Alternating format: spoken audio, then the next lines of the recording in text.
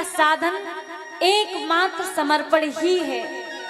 समर्पण के अलावा भक्ति का कोई दूसरा साधन नहीं है।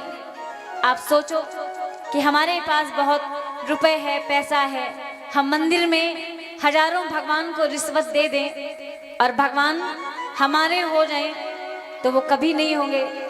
या आप सोचो भगवान को अच्छे अच्छे वस्त्र हम भेंट कर दें, भगवान प्रभावित हो जाएं तो भी नहीं होंगे। महाराज भगवान अन्य व्यवस्थाओं से नहीं, सिर्फ हमारा समर्पण देखते हैं और समर्पण ही भक्ति का श्रेष्ठ साधन है। जैसा कि मैंने पूर्व में भी कहा और मैं बार बार यही कहती रहती हूँ कि भगवान से बस आप कुटिलता को छोड़कर, छल को, कपट को, चतुराई को, ईर्ष्या को, वैर को छोड़कर जैसे हो बस वैसे ही समर्पण हो जाओ।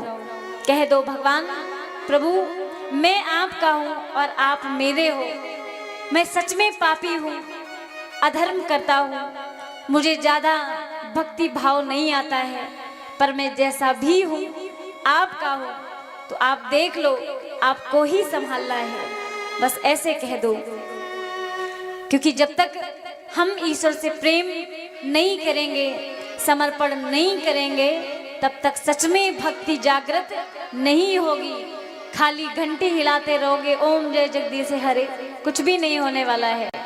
या जितने भी कठिन कठिन मंत्र गा लो, कुछ भी नहीं होगा। तो क्योंकि भगवान भी कहते हैं क्या कि भाव का भूखा हूँ मैं और भाव ही तो सार है।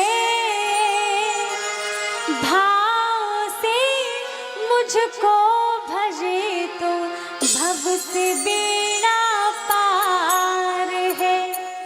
और भाव बिन सुनी पुकारे मैं कभी सुनता नहीं, और भाव के ही भक्त तो करते मुझे निराश नहीं। भगवान कहते हैं कि अगर जीव के अंदर भाव है तो मैं उसको सहजे मिल जाता हूँ, उसकी सुनता हूँ।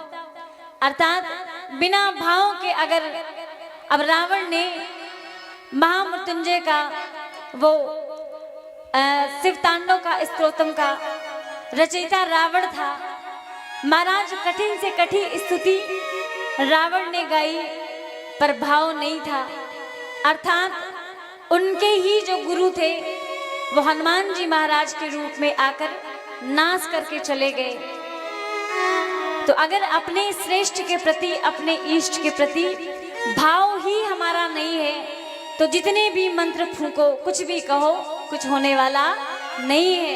एक बार प्रेम से बोलिए जय श्री सीताराम।